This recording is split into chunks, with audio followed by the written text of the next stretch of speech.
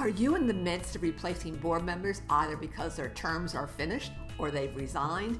If that's the case, as you recruit board members, ask yourself this question. What's worse than not having a seat filled? The answer is lousy board members. Here, for example, are some complaints that CEOs have made about their nonprofit board members. They're bullying, they're dishonest, they ignore confidentiality policies, they try to do your job, and perhaps worst of all, they take good board members and discourage them. How can you avoid recruiting and engaging lousy board members? Well, avoid the 3 common mistakes that I see nonprofit leaders doing as they collect board members.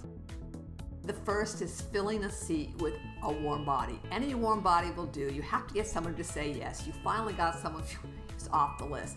This is a challenge. In this case, the solution is not to hurry up and fill the seat, but it is to go the slow way and have a long-term process where you have an ongoing list of potential names. If this has not happened in your organization, you need an accountability partner who will say to you on a monthly basis, hey, how's that list going? Who will help you to think of who might be a board member. Don't put this off. You do not want to just fill the seat with any board member who will say yes. Another top mistake people make recruiting board members is failing to invite leaders to the board. They go instead for nice people who would never do the lousy behaviors I listed earlier in the video. Some signs that you might be having nice people instead of leaders at your table is everything is great and whatever you say, dear CEO, we will go with it. And finally, they might have a micromanaging tendency because deciding little things is less scary than big things for people. Having nice board members instead of leaders is really common. About 1 in 3 nonprofits experiences this, especially smaller nonprofits.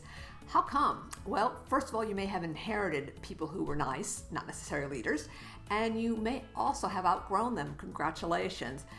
And the third reason you won't like, it's because leaders scare you.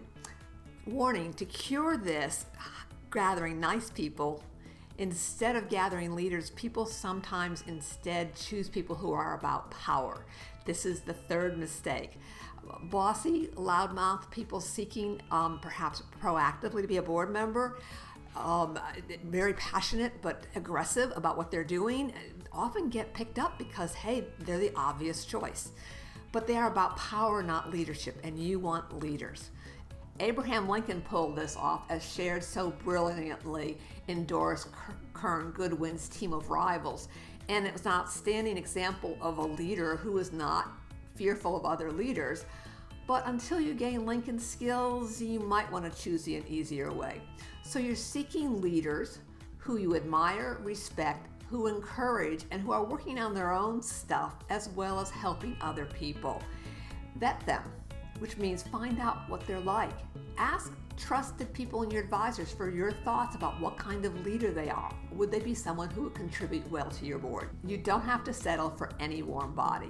You deserve good members who will partner with you in the journey and ask good questions, challenge their peers to be accountable, people who will lead. If you like this video, please share it with a friend.